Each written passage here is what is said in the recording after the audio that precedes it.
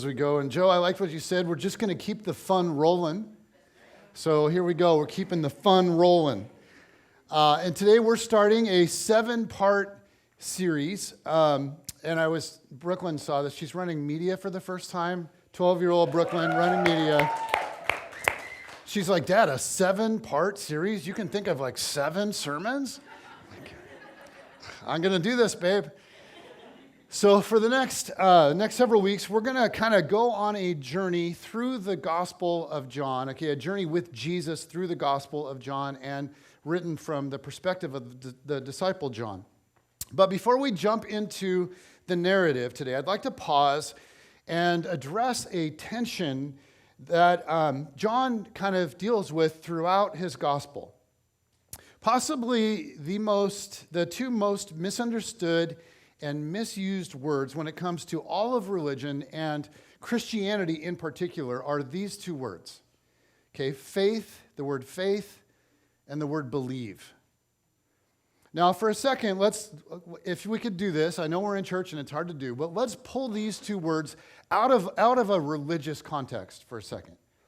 Used in any other context, we all know what these 2 words mean.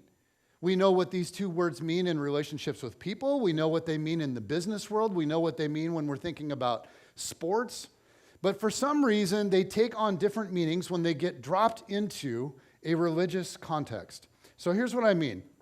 In every other context outside of religion, we believe based on evidence. Right? We believe based on evidence. You decide what you believe or what you don't believe based on evidence, based on what you see or what you hear or what you read. Okay? And so here's something else that influences our beliefs. We believe based on confidence in the person delivering the information. So if we think the person that's giving the information is unbiased, and we think they're trustworthy, and we think they have expertise, and they know what they're talking about, then we're much more likely to believe what they say. So when we hear a bit of information, right, the old saying is we consider the source, right? We consider the source. So let me ask you a question. Let me ask you this question. Just think to yourself for a second. Is coffee bad for you? That's biasing the crowd. Is coffee bad for you? And now I want to do a little informal poll of our good Brookview folks and just kind of see where we land on this. And I'm going to ask you to please vote one way or the other. So I don't abstain and say, well, gosh, I really don't have all the latest information. Just vote. Okay, I want to get full participation. So how many of you say, okay, yes, coffee is bad for you? Coffee is bad for you. With coffee in hand. I love it. Okay, that's a few. Okay, which now if we're getting full participation, there's going to be an overwhelming majority on this. How many of you say coffee is not bad for you? Coffee is not. Oh. Okay, so we have people with different beliefs about coffee. And so let me say to those of you who say that coffee is bad for you, and even though you're maybe drinking it in this very moment, what if you heard a report that it is not bad for you? And what if that report was funded and published by Starbucks? How likely would that be to change your mind? Now here's what I'm saying, whenever we're considering information and the truth of it, we always consider the source. Do they know what they're talking about? And do they have a reason to be biased? And then with a lot of things in our world, there are often conflicting reports. You may get conflicting information. You have to sort that out. One says one thing, one says another. And so there are conflicting reports on whether coffee is bad for you. And so then you have to decide, well, which reports are you going to listen to? And now I'm going to let you in on something deeply personal for me, because this is a soul-bearing kind of a church. I like coffee. In fact, I love coffee. So guess what? I don't want coffee to be bad for me. So I'm going to listen to the reports that tell me what I want to hear. We all give more weight to information that confirms what we already believe or what we really would like to believe. And you guys know this. It's called, what do we call that? Confirmation bias. And this too, it affects what we believe and what we don't believe. So I want to come back to the idea that outside of the context of religion, we all know what it means to believe something. We all determine what we believe based on some sort of evidence. And the point that I want us to see throughout this series is this. The words faith and the word believe do not take on special meaning just because they're dropped into the context of Christianity. This is what is kind of strange when you really think about it. Religious faith, okay, when we're talking about religion, religious faith and belief are often divorced or thought to be divorced from reason. And we've all seen this. Like when it comes to religion in general or to Christianity specifically, faith and belief somehow, they take on a whole new meaning. They take on a life of their own that somehow is divorced or thought to be divorced from reason. Now, some of you grew up in religious contexts, right? Some of you grew up in deeply religious contexts, and you heard things like this. People would say to you, well, you just have to believe. Well, you just have to believe. And if you grew up in the South, it went like this. Well, you just have to believe, brother. And you would hear stuff like this. You just need to take it by faith, sister. And maybe you've even been told this. Well, you just need to have more faith. You just need to have more faith. Like somehow you're supposed to sit around and go, and get more faith. But when you think about it, that idea in and of itself is weird. It's weird. Now, outside of a religious context, we would never say that kind of thing because you either believe something or you don't based on whatever evidence you're looking at. If there's a lack of evidence for something, then why in the world would you believe it? But if you don't, here's what you don't do in the real world, outside of religion, you don't sit around trying to manufacture faith. And this is how faith and belief work, okay, in every other context. And here's what I want us to see throughout this series. John, the disciple John, who wrote the Gospel of John, if he were to hear people say, well, you just have to believe, brother. Okay, you just have to take it by faith, sister. Okay, he would say, no. No, you don't. That's actually not how it works at all. And Peter and Mark and Matthew and the other disciples would say the same thing. You just have to take it by faith? Like, really? You just have to believe? Like, really? The disciples, okay, if you read the story, they didn't just take it by faith. They believed because of evidence. They came to believe because of what they saw. They came to believe because of what they heard. And then they went out and they told the story of what they saw and what they heard. Now, I want to come back to a critical idea for Christian faith, okay? We believe based on confidence in the person delivering the information. Now, anything that we believe that we haven't experienced firsthand, we believe based on information or testimony from other people. We believe a lot of things because of the confidence in who it is that's telling us. We believe things about science because scientists tell us that it's so. We find them trustworthy, okay? We find them knowledgeable. And so we have confidence in them and what they're saying. We know things about history. We believe things about history, and this is the thing about history, is we weren't there. Okay, but we actually do believe things about history. Why? We believe things because someone else has told us that they happened, and as we look at it, we assume that they are credible sources and that they're trustworthy and they're reliable. And so this leads us to an enormous question regarding Christian faith. How trustworthy were the eyewitnesses of Jesus? How trustworthy were the eyewitnesses of Jesus? And this is like a really big deal when you think about it. Did they actually see and hear what they claimed to see and hear? So I want to give you guys just a little bit of food for thought. And we could spend hours and hours and hours and weeks upon weeks on the credibility of the disciples. I won't do that, okay? I won't do that. But let me give you just a little bit of food for thought on this. First, when it comes to the eyewitnesses who give us the story of Jesus, they were all from a Jewish background. And you go, well, so what? They were all from a Jewish background. Now, here's why this is a big deal. Peter, John, Andrew, Matthew, Mary Magdalene, okay, these people were all Jewish. Why is that important? Well, to Jewish people, God is, and he was especially in the time of Jesus, wholly other than anything else on this earth. Okay, they refused to worship idols or to even make any sort of image that represented God. Nothing on earth to the Jewish people could possibly encompass all that God is because he's so big, so grand, so beyond, so other. And so they would not even use an image or have an image or idol or any of that kind of stuff in their home.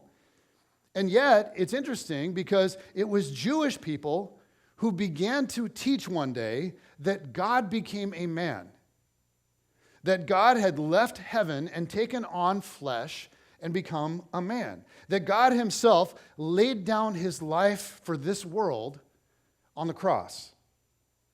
And I just want to say, guys, if Jewish people were going to make something up and they were going to add in a new twist on their religion, this would not have been it. And maybe you say, well, that doesn't prove Christianity is true. Of course it doesn't. I'm not suggesting that it does. I'm just giving you food for thought. Here's something else about the eyewitnesses of Jesus. They endured horrendous persecution and martyrdom. Okay, this is just historical reality. They were persecuted, and many of them were martyred. They were killed. They were executed for what they believed and what they taught.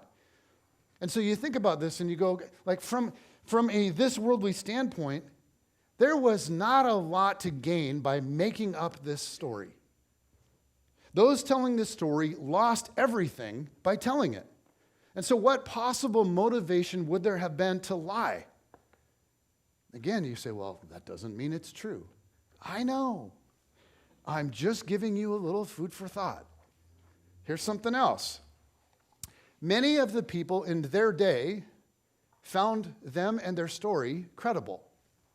The story of Jesus, if you just look at history, it caught on like wildfire right out of the gate in the first century. So the people that were much closer to the story than you and I are now, people that could ask and could investigate, okay, did Jesus really feed thousands? Did Jesus really heal the sick? Did Jesus really give sight to the blind? Did Jesus really do the stuff that these people say that he did? The people that were living close enough to the events to actually go and investigate it, they believed it. And they too were persecuted for their beliefs.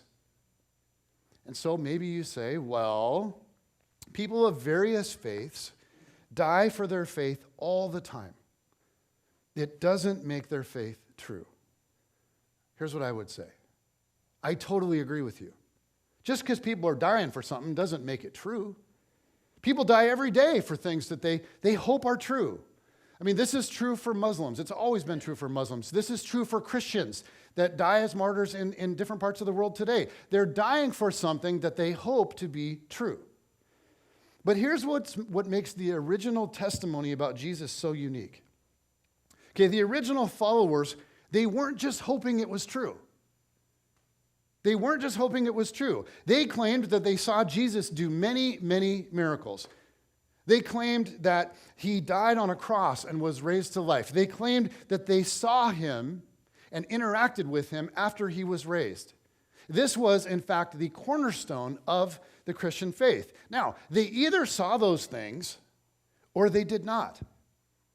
Now, Islam, while a beautiful religion in many regards, it didn't start that way.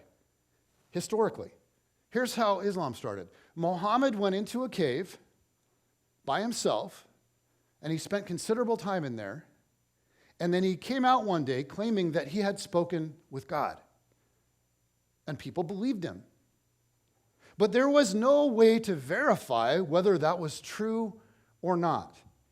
And so when Muslims died fighting with Muhammad, they died for something that they hoped was true. The original disciples, they were never hoping it was true. They knew for certain whether it was true or not. And here's what makes the testimony of the disciples so compelling, at least to me. People die for what they hope to be true. Okay, but they don't die for what they know is a lie. They just don't. Now, again, I'm not saying this proves Christianity to be true. It's just food for thought. Okay, one more quick thought about the credibility of the disciples. They write themselves into the story in a highly self-deprecating way. It's a polite way of saying that. Like, if you've read the Gospels, have you ever noticed that in the Gospels, the disciples are like bumbling idiots? Okay, they lack faith, they lack wisdom, they're afraid, they doubt, they don't understand Jesus' teaching, they betray Jesus, they abandon him in his time of need. They are about as far from heroes as you can possibly be. Question. If you're making up a story, and you can make it up however you want, why would you write yourself into the story in that way? I mean, why is Peter such a stinking loser in the Gospels? Why are James and John always clamoring to get more authority and more power? Guys, if you're making up the story, why would you do that? Okay, again, I know. That doesn't prove Christianity is true. Okay, it doesn't. But when we're talking about the credibility of the disciples, it's hard, it's really hard, and people have gone to great lengths to do it, but it's really hard to make a good case for why or how or when they made up the story. You can make what you will of all of that, and I know you will, and confirmation bias is real, but here's what I think. I think something unbelievable happened. I think they saw it, I think they heard it, and I think it changed them. I think it changed people. I think it changed people for the good, and they laid down their lives to tell the world the story of it. That's me. Over the next 7 weeks, we're going to look at one of those stories. Okay, we're going to look at the story as it's told by the disciple John. And if you could have a conversation with John, like if you could bump into him and talk to him, here's what I think he would tell you. I think he would tell you, I did not follow Jesus because of faith. I didn't just take it by faith, brother. I didn't, it wasn't just you have to believe, sister. I believed in Jesus because of what I saw and what I heard. And so now let me tell you what I saw and what I heard.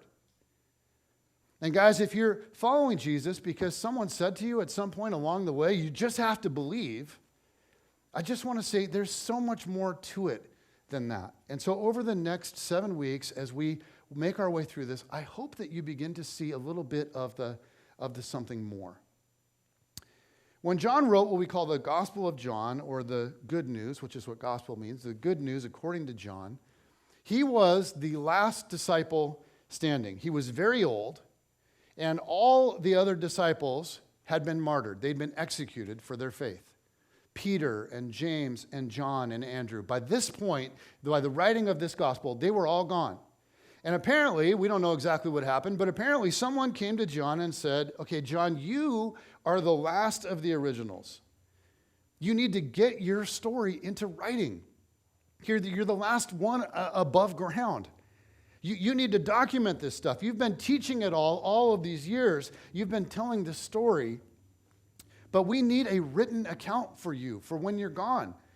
We need we have the version, written by Mark.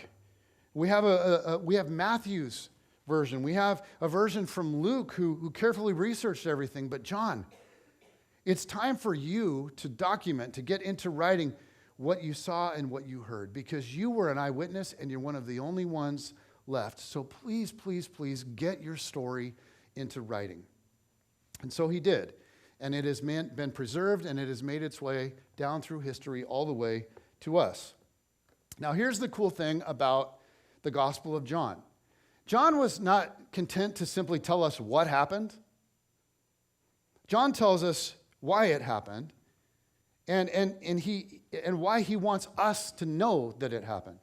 So at the very end of his gospel account, he gives us a thesis statement. Does that word make some of you shiver? It does me. The thesis statement. Okay, because like remember, for some of you having flashbacks, remember in high school or college, you wrote a paper, right? And you had to have a thesis statement, like the big idea of the paper. Well, at the end, okay, John gives us, at the end of the Gospel of John, he gives us his thesis statement. Now, we usually put ours at the beginning because it's a whole lot less confusing, but John saves his for the end. So here's what he says at the end of the story. After he's given us all of it that he saw and heard, that he wants to get into the story, he writes this. He says, Jesus performed many other signs in the presence of his disciples, which are not recorded in this book. Now, this book does not refer to the Bible. Okay, there wasn't the Bible like we have it now. He's just a reference to his own gospel. He says, Jesus did a whole lot more stuff than what I have just written about for you. And so what he's done is he has hand-selected certain events for this document. He's saying, I have chosen specific things that I refer to as signs, and we're going to come back to that. And here's why I chose these particular events. He says, but these signs that I've just written are written that you may believe. Okay, I want you to believe, but I'm not saying, well, just believe, brother. I'm not saying, just take it by faith, sister. No. It doesn't work like that. What I want you to do is I want you to journey with me and my experience with Jesus, and my hope is that you will experience, through my experience, Jesus in such a way that you will be convinced that he is who he claimed to be. John isn't just telling us what to believe. He's building a case for us as to why we should believe it. But believe what? Well, he's very specific. Here's what he wants us to believe. He says, but these are written that you may believe that Jesus is the Messiah, the Son of God. And then it goes even beyond that. There's a result. And that by believing, and here's the big kicker, he says, that you may have life in his name. All of this is an attempt to enable those who read and those who believe to have life in his name. In other words, the sequence that brought John to put his faith in Jesus is the very same sequence that he's going to lay out in his gospel for us. And it just goes like this. Okay, first, there were events. Okay, but not just random events. John tells us they were signs that pointed to something. The signs served as evidence for something big. And because of that evidence, John would say, I came to believe that Jesus is the Messiah, and then I placed my trust in him. So John doesn't begin with, I placed my faith in Jesus. You know, one day I saw him walk by, and I was just like, I'm going to place my faith in that guy. And then he just hoped it all would work out. John begins with events that were signs, that were evidence, and because of that evidence, he believed and he trusted Jesus. And so what John is saying is, this is the sequence that convinced me and filled me with life in a way that I can hardly describe to you. And I hope it's a sequence that can convince you and that you too can step into this kind of unique life that Jesus came to bring to the world. So, the Gospel of John isn't just random events or random teachings. John organizes his entire account of Jesus around 7 signs. Okay, so the whole narrative flows out of these 7 signs, and what we're going to do over the next 7 weeks is go through these signs one by one.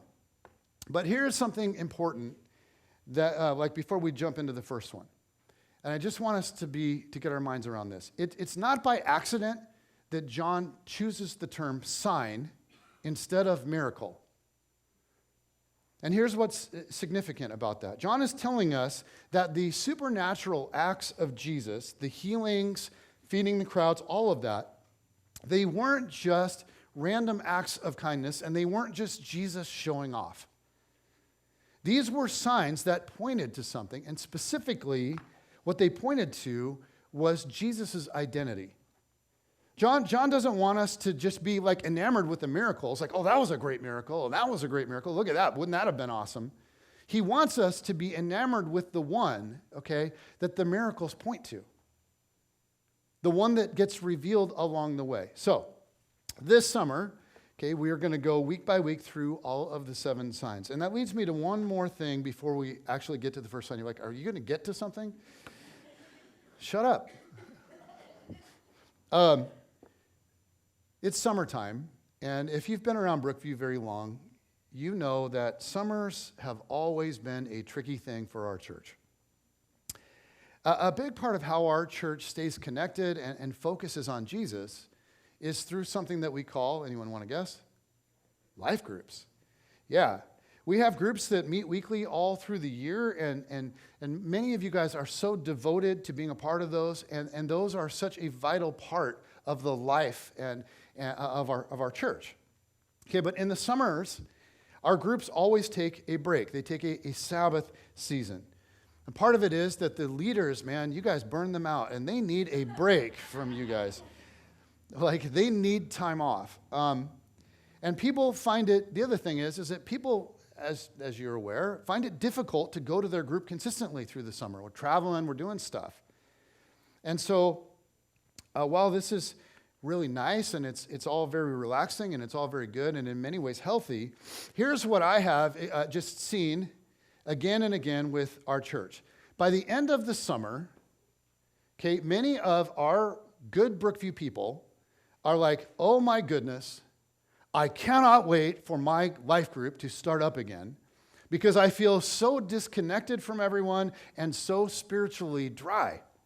I'm just kind of out of whack spiritually. I don't have a good routine for connecting with people. I don't have a good routine for connecting with God, and my life is turning into a mess. So this year, we're going to try to do something to help with that. And so Giovanna alluded to a couple of these things. Let me just go through a litany of stuff, okay? Number one, we're going to do the lunches and dinners in the park that she already talked about, and the dates are on your flyer. And I just want to say that if you're watching online, those are on our Brookview Church website and our Facebook page. And so is everything else I'm about to talk about. So we have that going on. There's 7 opportunities to just gather with people around food and hang out, which is awesome. And the other cool thing is we have so many people that are like new to Brookview in the last 3 or 4 months. It's cool. It's exciting. Well, how are we going to get to know each other? Well, here's a way that we can do that. So I'm looking forward to that. Also to come, there are going to be 2 gatherings. I'm going to host 2 gatherings along the way to come and discuss the Gospel of John. So we're working our way through the Gospel of John, and I'm going to host 2 different gatherings. They're in your bulletin. These 2 are going to be online, but if you lose your flyer there, but just hiding behind your communication card is a white sheet with more information than you ever wanted that looks like this. And you see at the bottom it says 7 signs discussion dates. Okay, there's 2 dates where we're gonna gather here, anybody who wants to, and just talk about the Gospel of John. And I will lead through those. There will be childcare next door. They're going to be from 6:30 to 8:30. Both of them are on a Tuesday. There's going to be childcare next door. We're going to do it just like we do Ignite, where there's going to be a popcorn and movie party for the kids next door and pajamas and all that. And so if you can come to that, I hope you do. I also want to point out that there is a reading plan. Many of you are doing something right now where you're doing something called soaping, which is just a way to kind of journal and reflect when you're reading Scripture. And that's, if you're not familiar with that, that's kind of laid out on the top here. But then right below that, there's this 7 signs reading plan, which I have. There 3 readings per week, which is 1 chapter a day, which ends up being like a 1 page of reading. And they're just broken into 7 different weeks with 3 readings per week. Does that kind of make sense? Many of you right now are in the process of trying to read Scripture and soap or journal at least 3 times a week. And so maybe you would want to use the Gospel of John since that's what we're doing together in church, and use that as your reading, or at least part of your reading. So you go, well, I don't know if I can do all of that. You don't have to do all of that. You don't have to do any of that. You can do part of it or none of it or all of it, however you want to do it. Maybe you're someone who just says, I would like to do the readings. Maybe I'll break them into 3 days, but I don't know about the whole journaling thing. That's fine. Maybe you say, I just want to do the readings, but what if I don't come to the gospel discussion thing? Well, then you're a sinner and you can't be a part of our church. But no, obviously you can break this into anything, any way that works for you, anything that works, okay? But that's all available. My hope is that by the end of the summer, we're not as spiritually dry and disconnected from one another as we often are, okay? Okay, thank you. Yeah, I think that deserves a cheer. Giovanna, let's go. Okay, all of that to set up this series, what we're doing with the summer. In the last couple of minutes, and trust me, it's just a couple of minutes, I know, that are left here. Let's dive into the first sign. Okay, the first sign in the Gospel of John, and this is an interesting one, is Jesus turning water into wine. And here's what it says. Here's how it starts. It says, on the third day, a wedding took place at Cana in Galilee. Jesus' mother was there. So it turns out Mary is there, and she's got some sort of official role, as we'll see later on in the story, at this wedding. And Jesus and his disciples had also been invited to the wedding. Okay, which means that John, who writes down this story, was actually there with Jesus watching all of these events. He was an eyewitness to all of this. John goes on. He said, when the wine was gone, Jesus' mother said to him, they have no more wine. Now, I don't know about you, but for years and years, I've always thought, this is such a weird miracle. Like healing lepers, that's a good thing. I get that. Okay, healing deaf people or blind people, healings of any kind. I'm like, absolutely, of course you would do that. That makes sense to me. Feeding thousands of hungry people one day, that makes sense to me. Raising dead people to life, sweet. There could be good reason for that. That's awesome. Usually with the miracles of Jesus, there's like this really obvious need. But is running out of wine at a wedding a crisis? Yeah. Some of you would immediately say, yes, it is. Oh, yes, Lord, help us. Right? But in the first century, it turns out that this was an even bigger deal, and here's why. A wedding celebration would last several days, could last as long as a week. So imagine the reception. I mean, the ceremony, I'm sure, is like 10 minutes, and then it's just reception for 7 days. Who doesn't want to do that? Imagine that. And usually the entire town would be invited. So obviously, a wedding took very careful planning, and it took a huge budget. Weddings were a massive investment. Like to invite the whole town to a banquet that would last up to 7 days and then to feed them and provide for them, like this is a really, really big deal. And to run out of wine wasn't just a bummer. It was received as an insult to the guests who had traveled and carved out time in their schedule from work and all of that to be there, okay? It was an insult. So it was more than embarrassing. Like it broke all of the most sacred laws that they had of hospitality. You just don't do that. So to Mary, this wasn't just a bummer. This was a crisis. So she turns to Jesus and very simply says, they have no more wine. Apparently, Mary knew, and this is just interesting, that in a crisis, she could call somehow upon Jesus, her very resourceful son. They have no more wine. It's like she thought he could do something about it. And it makes me wonder, just when you think back, you go, well, what would it have been like to raise Jesus as your son? Some of you have wonderful kids. I'm not discounting that. But you just think about what that would have been like. Like, like maybe you never had to make that quick emergency trip to the grocery store. Like you could just turn to your son and say, hey, Jesus, however it is that you do that thing you do, I need more eggs. So I'm just going to turn away, and can you just do the thing you do? Like, I mean, who knows how this would all go, but for some reason, she seemed to think that Jesus could fix this wine problem. And so Jesus responds like this, and it's a little offensive when we first read it. He says, "Woman." Now, today's Father's Day. And so, men, I'm going to give you a free tip. Don't try that at home. I mean, when you first read it, it's like Jesus is being super standoffish. Woman is the like most direct translation, but we sort of miss what's going on. It's more like Jesus uses a very formal version of that word, and it's more like if you were thinking like this was the Downton Abbey like British. It's more like he would have said, "My lady, my lady." It's like he's in this formal setting, and she's making this request, right? And people are kind of looking at him, and he doesn't want to go, "Mom, Mom." So he's like, "My lady." And maybe he's like bantering with her, maybe he elbows her, I don't know. But then he asks this question. He says, "Okay, woman, my lady, why do you involve me?" Jesus replied, "My hour has not yet come." Mom, I came to save the world, not weddings.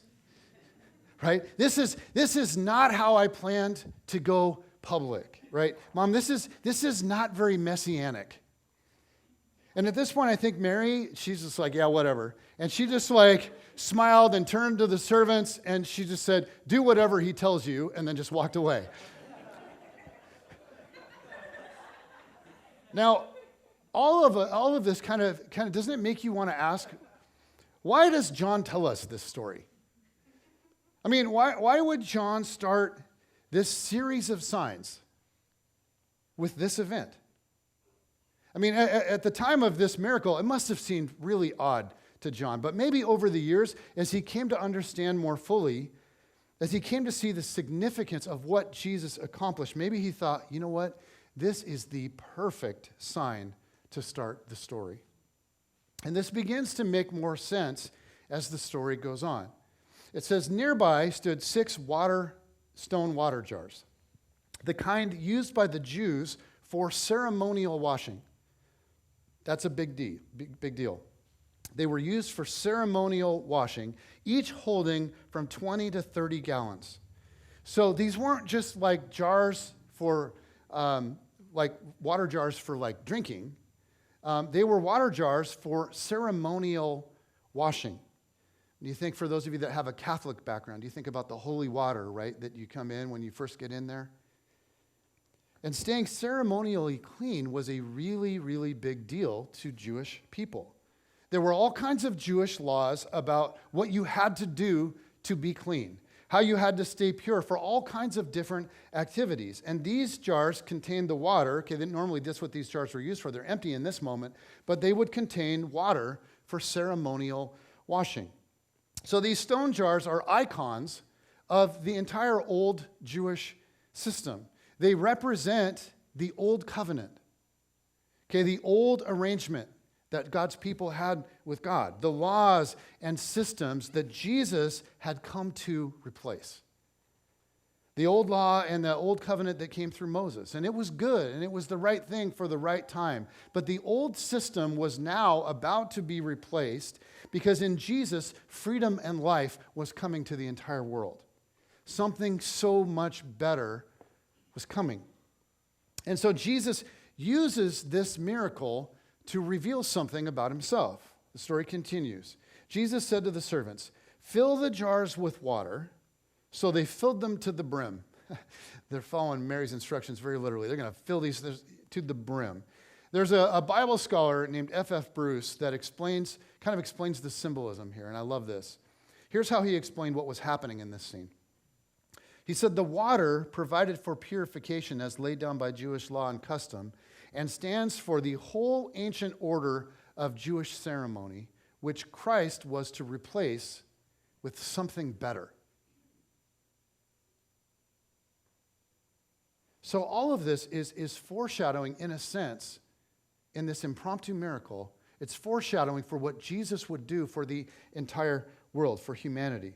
What his death on the cross and his resurrection would provide. Something new, something better, something amazing. Jesus tells the servants, fill up the ceremonial jars with water. It says, then he told them, now draw some out and take it to the master of the banquet. So the master of the banquet was the person who's kind of in charge of the whole celebration, like the head waiter, the person who's going to decide what's going to be served when. And you think about all the food and all the drinks, and for 7 days, that was a big job, a big task. And so the story continues. They did so, and the master of the banquet tasted the water that had been turned into wine. He did not realize where it had come from. He didn't know how it came to him, though the servants who had drawn the water knew. Then he called the bridegroom aside and said, he's like, you've done something very unusual. I've never seen this done. He says, everyone brings out the choice wine first, and then the cheaper wine after the guests have had too much to drink. Okay? By the time they're drunk, nobody cares what it tastes like, right? So every wedding celebration would start with the finest wine first, and everyone's like, oh, this is so good. Oh, this is wonderful. This is amazing. And by the end of the night or by the end of the week, they don't care anymore. So the master of the banquet, he's in shock because this is not how they did it. He says, but you have saved the best till now. So Jesus uses this impromptu moment to illustrate something extraordinary. And he would do this sometimes. He would use props as metaphors.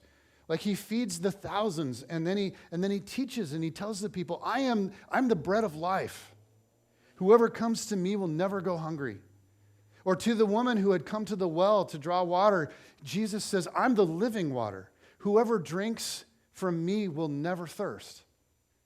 And here he uses this miracle to point to his identity. It's like he's saying, behold, I am making everything new. Like the old sacrificial system, all of it was pointing to me and my sacrifice. But once I lay down my life and it's raised up again, the new and the better will have come. Freedom and grace and life like you have never known. I will replace the ordinary with something extraordinary because I have come to offer you the very best. In other words, this was more than a miracle. This was a sign. And it pointed to something and somebody that nobody would really fully understand until much later. The story wraps up with this. It says, what Jesus did here in Cana of Galilee was the first of the signs through which he revealed his glory, and his disciples believed in him. And this is a point that John will continually make. Like, why did the disciples believe in him? Why did the disciples believe in him? Because he just rounded them up one day and sat them down in a room and got them together and said, come on, guys. Believe. No, really, believe. You guys just have to believe. Just believe, brother. Just take it by faith, sister. No, they believed because there was a reason to believe. So from the outset of his gospel, John sort of establishes this paradigm, and we're going to find it all throughout his account. Because never once is anyone asked to believe without being given some sort of evidence or a reason to believe.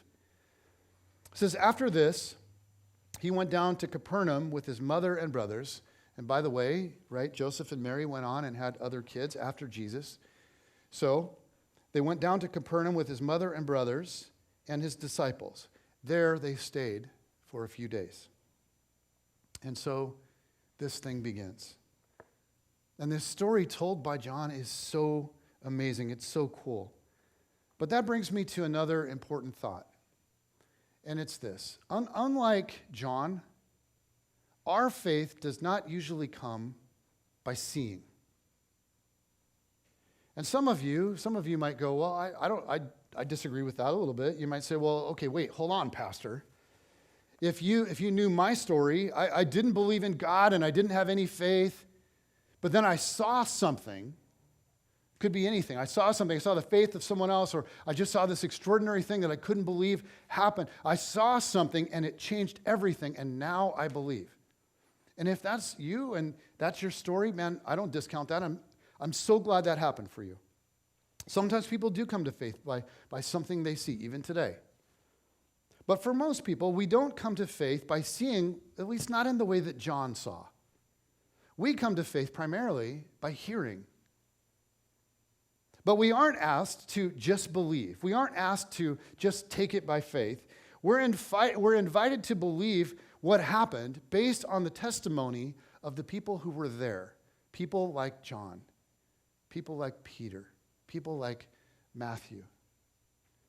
And so John is inviting us to go on an incredible journey with him, to think through what he saw and heard and what it all means for us. But these things are written that you may believe that Jesus is the Messiah, the Son of God, and that by believing you may have life in his name. And so I want to close with this. Jesus promises life.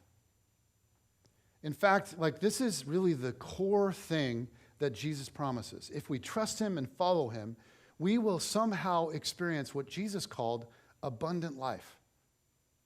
Like life in all its fullness. And when I look around this room, I know that many of you know what this means because you have drawn near to Jesus in certain seasons and he's met you. And you have experienced his presence and you've experienced his love and you've experienced joy. And you know that there is nothing else in this world like it. And I will tell you that this is my story. I was empty, and I mean empty, and my soul was hungry, and I was thirsty, and I tried everything I could to satisfy that longing. And somehow, when I least expected it, Jesus broke into my life. He broke through to me, and something in me was filled, and it was satisfied, and it was whole. And some of you go, okay, but you're the pastor. Of course you have to say that. Can I just say something? Maybe you won't believe this. I think I could have been something other than a pastor, and I probably could have made more money. The reason that I do this is because I've had an unbelievable experience with Jesus, and I want other people to have the same experience. And many of you have, and you know all about this. Something in me was filled. Something was satisfied and made whole. Not because my circumstances didn't change, but something in my heart started changing because Jesus came in a way that I can't explain, and he breathed life into me. And yet here's what's crazy. Over the years, again and again, I keep forgetting what Jesus does. And I start looking to all the stuff that this world tells me I have to be happy. And I start chasing stuff. I start chasing success or adventure or respect or wealth or comfort or whatever. And the more I chase that stuff, like in the absence of Jesus, the emptier I become all over again. And here's what I've discovered. I've discovered that Jesus is better. He's better. Jesus is better than anything else that I would pursue at the expense of pursuing Jesus. Jesus is better than every single other pleasure on earth. And I think most of us are searching for something. Most of us are clamoring for something better. And we're pretty sure we know where to find it. We want something that's currently outside of our grasp, but maybe we can get our hands on it. We want kids if we don't have them. We want a significant other if we don't have one, because that'll do the trick. We want a better house, right? We want a better job. We want more recognition. We deserve more recognition, right? We want more respect. We want more vacation time. We want to travel to more exotic places, try more exotic foods, have more exotic experiences. But here's what I will tell you. This, from my experience, apart from Jesus, those things never satisfy. And the crazier thing is, even apart from those things, even when you can't get your hands on them, you can't attain them, Even when I haven't been able to, when I have Jesus, there is this inexplicable, inextinguishable joy. And I think it's because Jesus works backward from the way the world works and all that the world promises. I look at my life, I go, when have I been filled with the most joy and peace and all of that? My soul is most filled in like the small, quiet moments in a room when I'm praying. Like when I worship God in my car with music so loud that I can't even hear my voice singing. My soul is filled by giving away more than I'm consuming. And I think Jesus knew all about this. That my soul will only be filled when I begin living in a backward sort of way. Jesus is the best. His way and life with him are the best. They lead me to joy that I can't find any other way. Jesus is the best. And what he offers me is the best. Jesus is the choice wine. He is the choice wine. And when I find myself struggling with emptiness, one of the greatest questions that I can ask myself is simply this: where in my life, where am I settling for cheap wine? Because this life and this world, it offers all kinds of substitutes for Jesus. You don't need Jesus, you just need this. You don't need Jesus. All kinds of ways to chase after joy and happiness apart from Jesus. And when I'm most thirsty, when I'm most empty, I just look at my life. This is just the reality of it. It's usually simply that I have traded Jesus for some kind of cheap wine. And so what I want to encourage you to ask yourself this morning is just very simply, where might you be settling for cheap wine in your life right now? Where might you be trading Jesus for some cheap knockoff? Where in your life is Jesus absent because you're pursuing joy in a really artificial kind of way? And here's what I'll tell you, and you can believe me or not believe me. Here's my experience. That pursuit will never deliver on its promise. The cheap wine will never, ever deliver on its promise.